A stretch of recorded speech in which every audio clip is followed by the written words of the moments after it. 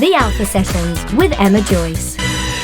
So this is the Alpha Sessions. I'm Emma and I'm here with Lucy Wroe. It's so nice to have you here in person. Hi. Yeah, and I mean, it's good to be anywhere, to be honest. Especially here. How are you? Yeah, I'm doing okay. I'm trying to work things out, getting back into the world. Yeah, I can imagine.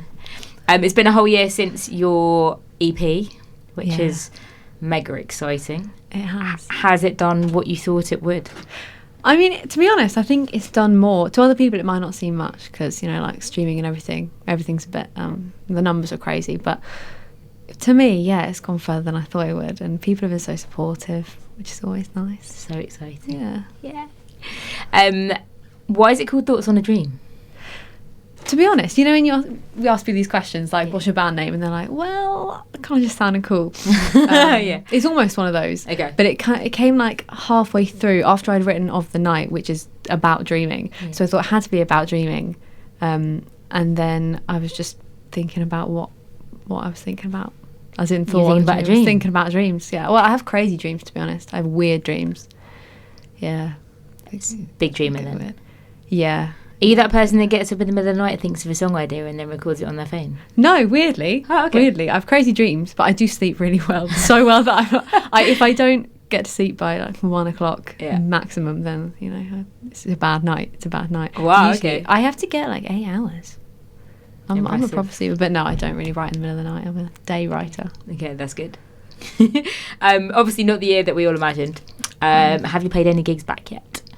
One. I had my first gig back last weekend, actually, in Winchester, which is where I'm from. And it was really nice. It was a little festival called the Hat Fair, and it's a nice stage. It was just, it was amazing. Obviously, it's been a while because of the pandemic. Yeah. Were you mega nervous? Before I was, and I was standing behind the stage where I put all my stuff, and I was just thinking, like, what am I going to say? Because you start to remember that you have to, like, be on stage in front of people, like people are listening to what you're saying and stuff. But then as soon as I got up there, it all comes rushing back. Do they just go? Yeah. They do. Sounds quite strange. Yeah, I think a lot of people have that. Surprisingly, you get up there because then you're just like in a zone. Yeah, I was in a zone. Okay. So. Are there any like new pre-gig rituals because it's been so long? I do a lot more breathing now because I picked up yoga. Whoa. And I was told to meditate because I'm one of those real overthinkers. Like I just think that's one thing I do at night. Actually, we were talking about dreaming earlier. That's probably why my dreams are crazy because I'll just think and think. Welcome to the club. It's a great one to be in. Yeah. So, but does the overthinking help with the songwriting? Yeah, do you know what? It probably does. I haven't thought about it before. Yeah. Maybe it does. That's why it just helps to be a bit analytical. Yeah. Maybe. But yeah, that's it. I kind of just have to breathe now and just clear my mind because otherwise I'll start to wander in the middle of a song while I'm singing. I'll start to think about something else and then I come back round and I'm like...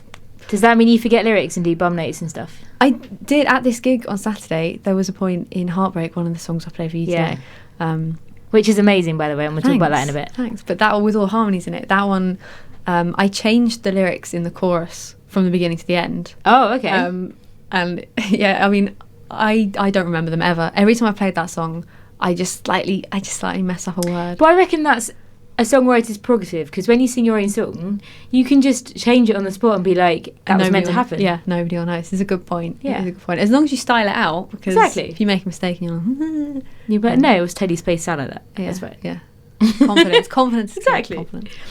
You've got a great cover online of Brass in My Pocket by the Pretenders. Have you seen that? Yeah, it's great. What makes a good cover to you? Weirdly, these covers that I've done recently are quite strictly to the originals. They're quite every similar. Wednesday, right? Yeah, I was doing them for a while. I haven't done them for ages actually, but they've all been quite the same on purpose. We wanted to get them like as beautiful. But I used to think that to me a good cover was as different as possible. Okay.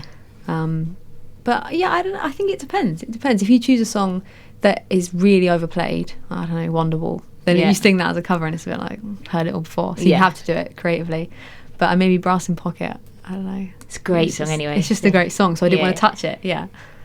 When there is a great song like that, do you feel pressure, like when you're touching it, to, metaphorically speaking, obviously, like to like make it sound good? Yeah, sometimes. And there are people, really nice, who get in touch and they're like, it's my best cover of it I've ever heard. But I don't think I'll ever compare to me. It'll Yeah. ever compare, but yeah, it's definitely, I put it out and then I immediately have that thought like, Does that mean that you are a big Pretenders fan? never before in my life, apart from really? the singles. Yeah. Oh, cool, okay. I just know the songs. I thought maybe Chrissy Hind was like an inspiration of yours. She might become one. Actually, I watched her recently on on Sky Arts. She did like a live concert. She's very somewhere. cool. And she is cool. And maybe Yeah, I yeah. should investigate that more. Definitely should. Yeah. I was never a Chrissy Hind fan, and then this is the logic. Went to a Katie Tunstall gig and somehow became a fan of Chrissy Hind from that tedious link. Not quite sure how that works, but sure. I can see it. I think I can see the link. Do you have any favourite covers that you've done or that other people have done? Well, my favourite that I do, if I ever put it in a set, is Lilac Wine, which is like a Jeff Buckley version it's of a good another track. song. Yeah, And yeah. I really like doing that one with just a guitar. Okay. I can't think any other covers I've heard of other people doing. No. Okay. I don't know. I'm not really a covers person. Fair enough. Who else inspires you? Joni Mitchell, I always say, Yeah. because I'm big on Joni Mitchell. Jeff I can Buckley. hear that actually. Some in my folk stuff, which is Yeah. what I did, from original stuff that I used to write. Yeah. It's a lot more like that. Like Butterfly Song's a bit more like that. Yeah. I'm moving away from it now a little bit, but still, because I actually did my dissertation on her for my Wow, my that's a graduation cool thing to do. I took on a lot and I didn't realise what I was doing, but the title was basically to harmonically decipher her music like over the decades, because she's done so many Wow, different albums. okay. And then write 3 songs based on those albums. They're actually on my SoundCloud, those 3 Oh songs. my gosh, I wouldn't even know where to start with any of that. Yeah, I thought I would, but I really didn't. I didn't do any work for a long time, and I was like, right, I really need to do this. Yeah. But definitely because of all that, because she just changed so much from where she started to when she ended up. Like she's still going, but Amazing. definitely Joni, Okay. my number one. Cool. You've done an amazing session for us. Thanks. I wanted to ask, first of all, about Closer to Home. What's that Yeah. about? That one is quite complex, so it's quite a deep one. Yeah. But it's about basically 2 people who met a long time ago, and they've always been really close, but not really known what they are. They're not like together, they're not really apart. But Yeah. it's like a discussion about how they can tell each other how they feel, but also if that would be a mistake. That kind of tedious sensation, tedious feeling. Yeah. Yeah, so it's basically somebody saying we're closer to home than we know how to be, because they're not used to being that close. They're like on Okay. the edge of something.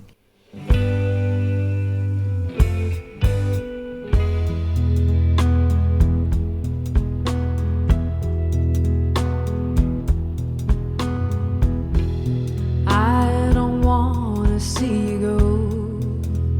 Don't want to find you all over again. All over again. I can see that final blow. I don't want this to be the end. No, it won't, no, it won't, no, it won't, no.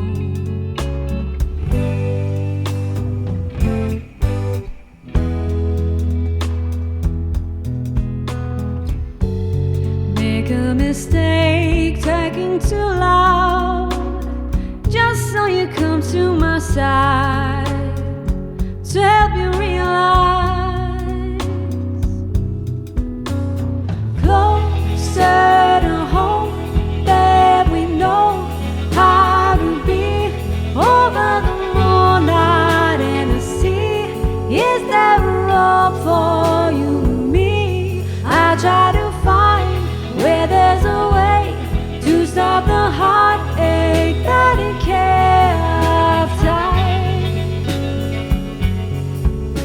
tight.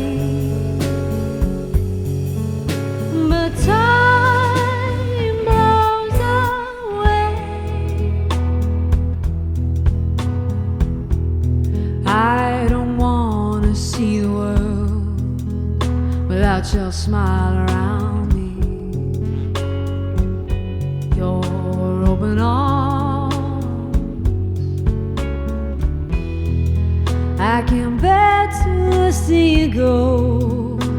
Just can't let this be the end. No, it won't, no, it won't.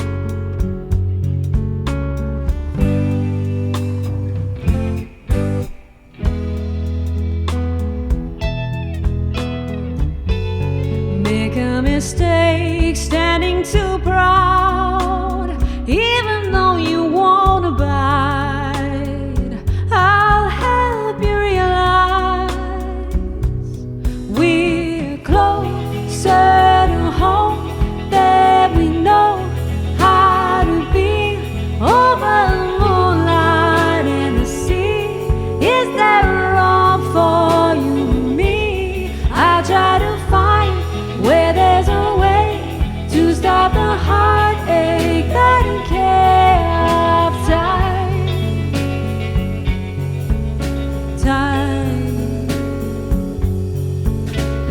Closer to home that we know how to be. Over the moonlight and the sea, is there room for you and me? I'll try to find where there's a way to stop the heartache that can care of time.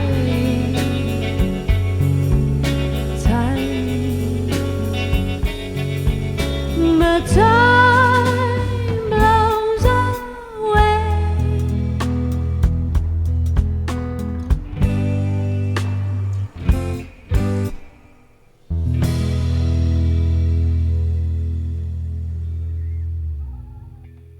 The Alpha Sessions with Emma Joyce. What's that writing process like for you? Like, do you sit and like hammer it out in one session? Is it like a gradual thing? I always hammer out. Yeah? I'm a real hammer. Is it purposeful though? Do you kind of get up in the morning and go, I want to write a song today? Sometimes I do. Yeah, sometimes you just get a feeling, you get a sensation. Okay. You're like, yeah, I feel like I could write today. Sometimes Tom, who I live with at the moment, Yeah. the reason all this music has come about is because he, like, actually the chords in that one, the introduction, there's this little link that's in there that comes back around. He wrote that on his guitar, but in sound. another song, he made a completely different song out of it. Oh, And okay. I just had it in my head once, and I said to him, I feel like we need to put that in 6/8, and I've got some ideas. So I took it away. So actually, I didn't even like crest the Tom for that bit. But yeah, usually he'll come up with these little bits, or he'll be playing with drum loops, and then suddenly I'm just away, and then it all happens at once. But I feel like if I write half a song and then I get a bit stuck, that it's not gonna happen. So a lot of the songs you've written recently are collaborating with him, basically. Yeah, That's cool. Actually, the new direction. Nice. So yeah. So good. Obviously, like due to the pandemic, more and more people are recording and writing from home than they ever have been. You've posted pics on your Instagram of your home studio. Is that a new thing because of the pandemic, or like, has that always been a thing? Yeah, again, it's all thanks to Tom, to be honest. He basically, one of his lockdown projects is that he built a computer, and it went really insane. well. Just It went- casually get one morning, yeah. build a computer. But luckily, he's also an audio engineer, so Nice. he's an engineer. He does So that for me. handy. So yeah, so he has all these little gadgets and he has microphones. So we just over the lockdown been bringing to stuff and combining all our stuff and then putting it all together. Because you've got quite a lot of nice kit now. It's good. We do, yeah. We're lucky. What's that change in working been like for you?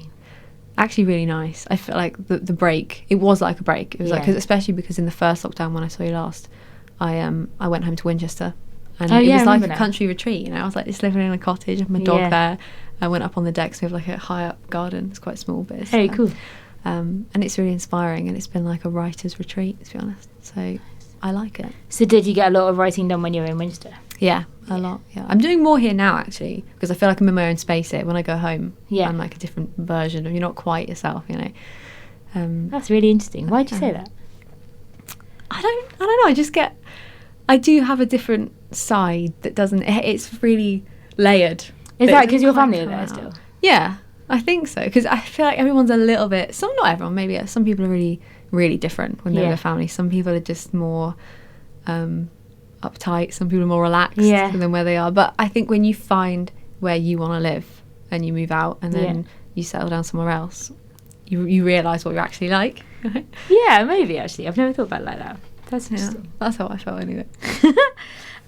So I was on your Insta, as you do, and I found some cover art of two little kids, and one of them looks ridiculously like you, or someone that is a relative to you. Is that baby Lucy? Suspiciously, it's That's me. amazing. And is that your brother? It is my brother. I feel like we're going to have to put a picture on our Instagram page of what this looks like so people know what we're talking about. I mean, He's the cool kid. If you see the picture, anybody who's listening to this, if you see the picture, Yeah. then he's got this, like, it's like he knows he's on an album cover. That's Oh, really? he's taking the photos, looking at Amazing. the camera. I look a bit goofy. I think that's always what we've been like. How come you chose to put that on the front of Romeo Trip? It just genuinely because it looked like an album cover. It does actually, to be fair. Like, I don't know. We saw it because it was when we were in Winchester. I had all my family photos, and Yeah. I was picking them all out, and I put one on my bedside table. And I looked, I was like, that's just a good photo. It's a good angle. Yeah. It's a bit artsy.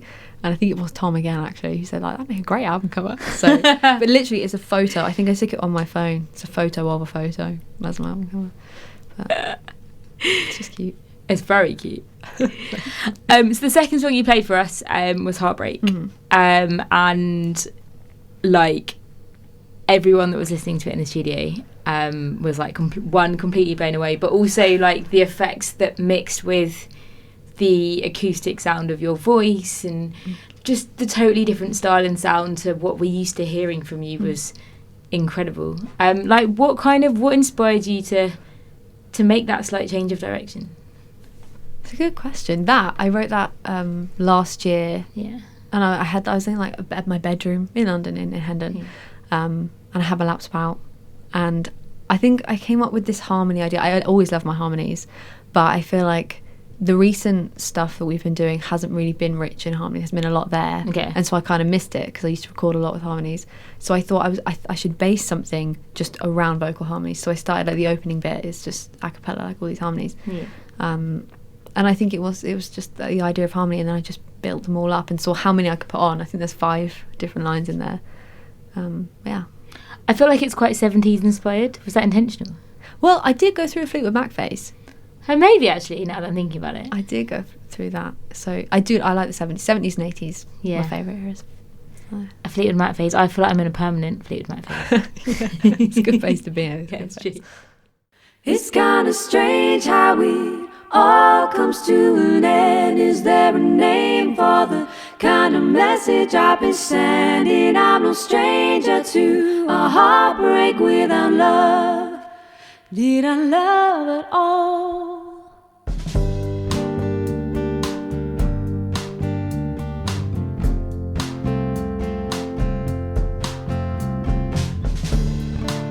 I've had my share of uncertainty.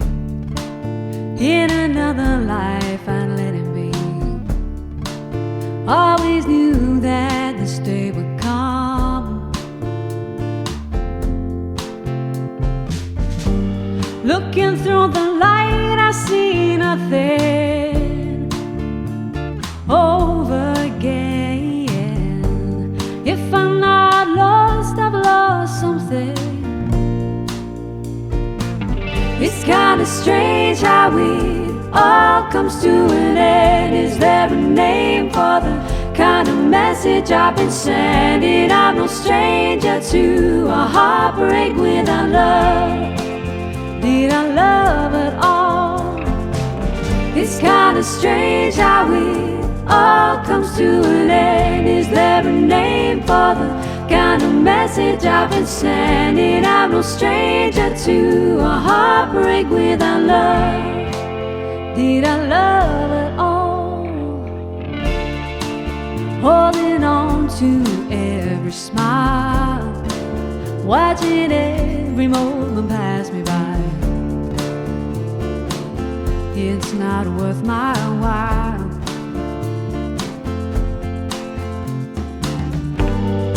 I keep coming so close to an easy life. Take it harder than most, but you keep me alive. I know it's kinda strange how it all comes back again. Is there a name for the kind of feeling I've been feeling? I'm a slave to the power of your love. Could I love you more?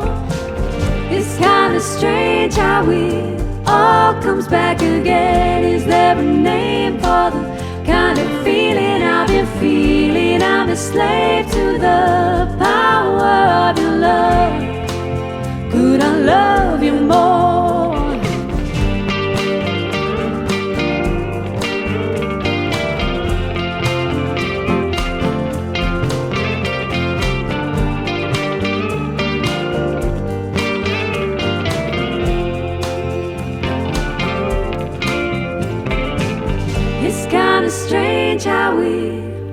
love comes back again. Is there a name for the kind of feeling I've been feeling? I'm a slave to the power of your love. Could I love you more? The Alpha Sessions with Emma Joyce. You've also got a full band put together, Yeah. which is so exciting. Talk us through who's in the band and what they play.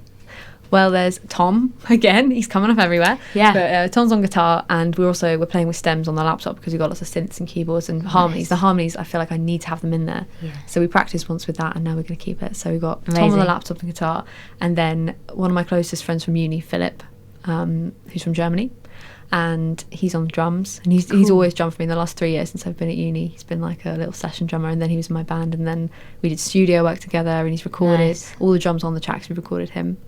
And then on bass, we've got a guy called Yannick, who's also German, half German band. Why not? Yeah. And he's not actually a bassist. I think he's more of a pianist, and he's a producer as well. But he's happy to play bass for me, so now he's joined us. So it's you and 4 others. 3 others, including me: Yannick, Philip, Tom. Oh, I've just made an additional person up. Hey, just for jokes. You can join if you like. No, if that's I'm what... good. Get on the triangle. Let's not make that a thing. You're also supporting the amazing Millie Tamaris at Pizza Express, which is so exciting.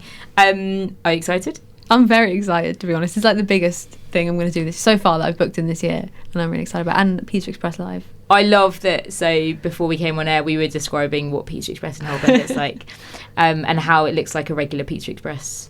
Other pizza restaurants are available on the street, but then you go down and there's like this secret kind of club basement venue vibe. It's really cool. Yeah, I've never been there before, but I reckon you'll love it. I hope so. And I'm excited to hear what your new songs sound like in that vibe, actually. Yeah, so am I, because we've never, now I've got this band, we've never played with them live, so it will be the debut of the band. So good. All these new songs. It's going to be so great. I hope so. It is gonna be so good. I'm making me feel nervous now. Sorry, I'm I'll thinking stop. thinking about it too much. Don't get nervous, it'll be fine. You can have a pizza beforehand or after. Yeah. A couple of cocktails. Yeah, exactly. And then you'll be away. Speaking of a couple of cocktails, do you like karaoke? I've only done karaoke twice Okay. in recent years, but I feel like karaoke is one of those places where if you're a singer Yeah. and you start doing karaoke, people don't like it. See, I find this really interesting because so many different musicians have a completely different take on this. Yeah, well, because I went to Greece with my mum, my brother, last year. No, 2 years ago. Oh my god, last year. Yeah. But I went to Greece 2 years ago, and there was a karaoke bar there. What's your jam? I did Super Trooper by ABBA. Amazing. I feel like it's just one of the best ABBA songs, to be honest. It might be my favourite. It's a bold statement, but it might be my favourite ABBA song. Really? Yeah, I think so. I feel like that's quite an underdog song. Yeah, well, the bridge. But it's a is good one. nice. It's a good one. So I did that, and there it went down really well. Everyone loved it. Yeah. But if I do karaoke over here in London, it's always a bit like, if somebody gets up and really sings, Yeah. everyone gets a bit. Oh, so it's different depending on what country you're in. Yeah, it really is. So if you're in the UK, what's your jam? It might be ABBA again. I think ABBA's just my karaoke jam. I don't know. I think it has to be ABBA every time. Yeah. Yeah. I'm not saying there's anything, karaoke about ABBA, because Yeah. they're a great band. Do you have the white boots to go with the look? No, but I do have a fully sequined dress. Ooh, with like okay. flared sleeves. It's sort of like a tie-dye thing, like it's different colours down. And Yeah. I haven't worn it. But when I wore that, I wore it once to the fiddler's elbow, which, didn't make any Ooh, sense. yeah, Didn't make yeah. any sense. Fully But great sequined. venue. But yeah, great venue. And I went to get a drink from the bar, and he was like, nice ABBA dress. And I was like, you think? Is ABBA? So now that's going to be my ABBA So you karaoke just dress. need the white boots to match Yeah. and you'll be good. Yeah, pretty much. Well, I'm away. So good. And finally, your third song that you played for us, Butterfly Song, which again sounded awesome. Thank you. Talk to us a little bit about that. What's that about? What was the process in writing it for you? Well, this one's a bit of a weird one, because in the summer last year, when I was in Winchester lockdown, I tuned my guitar that way to a D major, and it just like blew my mind. I know that loads of guitarists do that, and it's just like the standard thing, you just tune around, but I'd never done it before. And that really inspired me, and then I just started playing around. But then I was in the back garden, and there was this orange butterfly that I've got a picture of, and it flew and it stopped on the side there on the rock. And me and my mum went over to it and we were having a look, and it just wouldn't go away. You know, when they sort of like, you get near and they just fly off, and it wouldn't go anywhere, and it just stayed there. Nothing was phasing it. And I was like, maybe it's dying, I don't know, but it was fine. It was fine. And then like half an hour later I was in my room, which is on the other side of the house, on the front of the house, and I went in and I threw something down on the bed, and the butterfly just like flew at me, and it was the same butterfly because it was this orange and it's got these patterns on, and it was the same size, and then it just like shot out the window. And it was like, I've been visited by some kind of spirit in a butterfly. If you believe in that kind of thing. I don't believe in that kind of thing before, but you never know. I don't know. I'm not sure if I do, but I know people that do. Yeah. Particularly butterflies, I think. I want to believe it. I want to believe it because it's just magical. But I think it's so magical. Yeah, Particularly because butterflies are beautiful. Exactly, yeah. But that inspired me, which is why it's called Butterfly Song. And it's basically just a song about not really knowing about what the butterfly's life is about. That sounds really weird now I say it out loud. No, not at like, all. It's like you don't know what it's like to be a butterfly, so it's describing what it might be like to live as a butterfly. Okay. Yeah, I don't know. No, I totally get that. Yeah. But now I keep thinking about how it was a caterpillar before. I didn't even think about that. I didn't even think about it. It was just the butterfly to me. Yeah, but so that's that one. Well, it sounded amazing, and it's a very good theory. Nice. So, yeah. If people want to find out more about you, where can they go? What can they do? Instagram's my most active, Okay. at Lucy Wroe Music. I usually spell my surname because people, WROE, because Rowe, they always write ROWE. I've thought about changing it, but No, don't change it. no.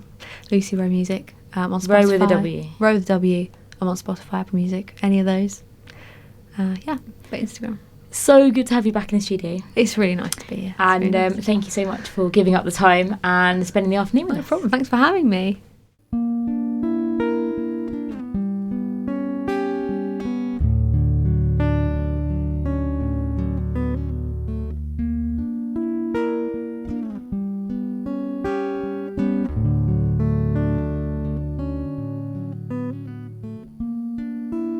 If I only knew the world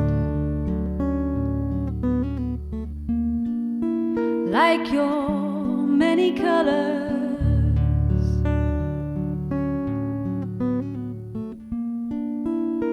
I could understand this symphony of wings that makes you unlike any others.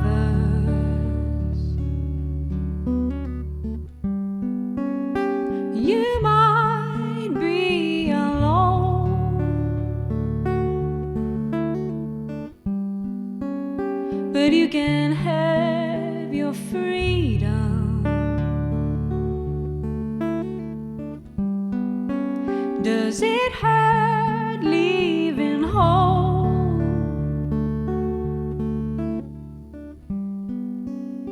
Or do you fly beyond feeling?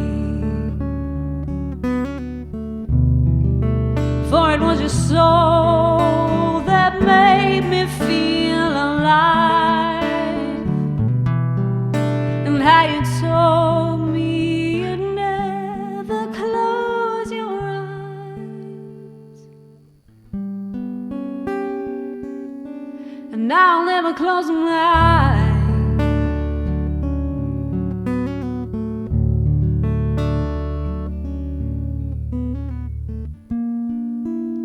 And for a moment, time will freeze you, but I can thaw you with words.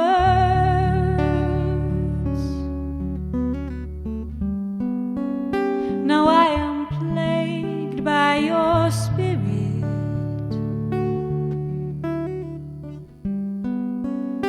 and I love the way it burns.